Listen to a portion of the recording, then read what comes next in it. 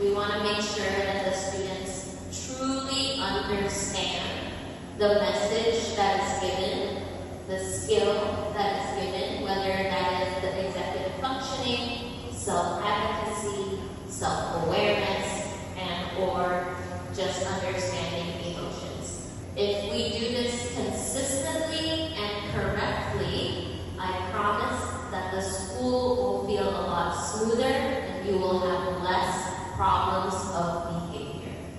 If your activity is shorter that day, it is okay to extend the reading. That is up to you to decide which days you want to spend longer on what part of the morning meeting. We're looking for quality of understanding rather than being fast, rather than finishing the curriculum